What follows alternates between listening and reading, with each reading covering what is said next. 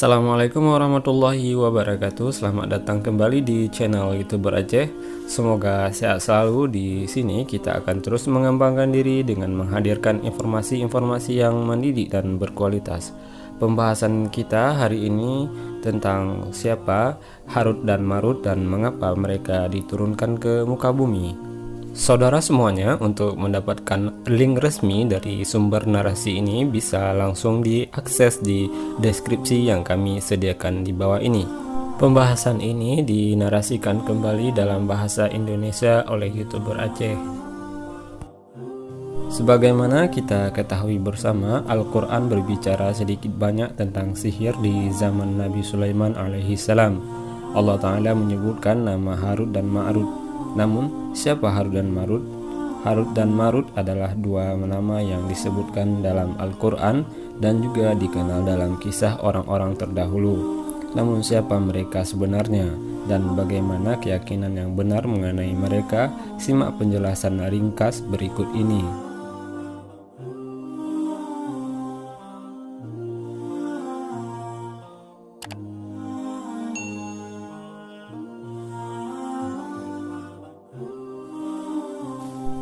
Saat itu Allah mengutus dua malaikat turun ke muka bumi. Malaikat ini bernama Harut dan Marut. Mereka turun di sebuah kota bernama Babilonia, yang merupakan kota tertua di dunia, sekarang bernama Irak. Sehingga konon tidak ada kota sebelumnya selain Babilonia. Peradaban tumbuh berkembang di negeri itu. Kita bicara Harut dan Marut berarti kita berbicara pada zaman sebelum Nabi Ibrahim. Kita kembali pada permulaan zaman, jauh sebelum Nabi Musa dan Sulaiman. Dalam Al-Quran, Allah menceritakan kepada kita permulaan muncul dan berkembangnya ilmu sihir. Di sana Allah mengutus dua malaikat dengan kemampuan mengendalikan jin di sebuah kota kuno bernama Babilonia.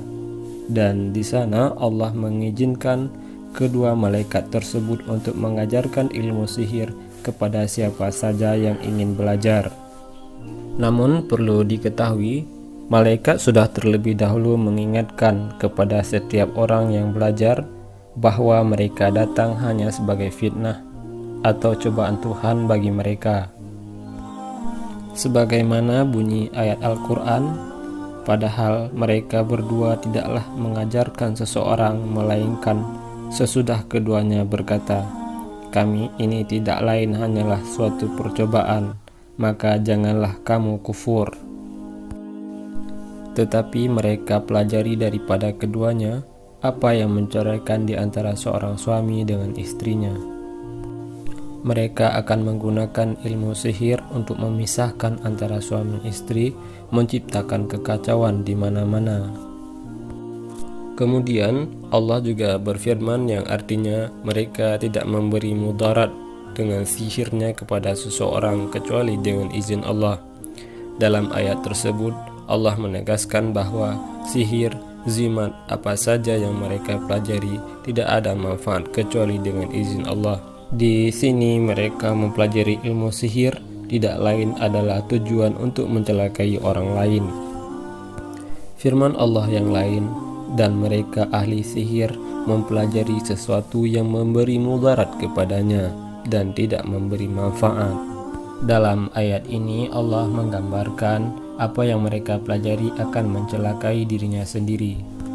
Kelanjutan surat Al-Baqarah ayat 102 sampai 103, sesungguhnya mereka telah meyakini bahwa barang siapa yang menukar kitab Allah dengan sihir, tiadalah baginya keuntungan di akhirat, dan amat jahatlah perbuatan mereka menjual dirinya sendiri dengan sihir kalau mereka mengetahuinya.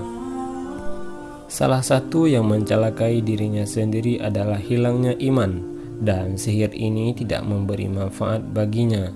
Mereka yang mempelajari ilmu sihir ini menjadi penyihir ketika itu, dan semua hal yang berkaitan dengan sihir yang ada hari ini itu semua berasal dari Babilonia.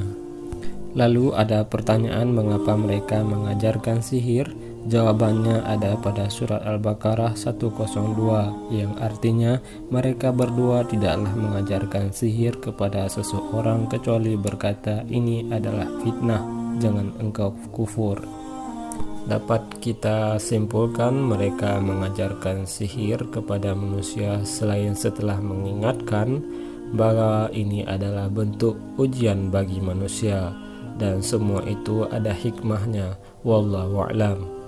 Semoga informasi yang kami berikan bermanfaat untuk Anda semuanya, dan pastikan jika ini benar-benar berguna, silahkan di subscribe, share, dan like sebanyaknya untuk memberikan pendidikan bagi kita semua.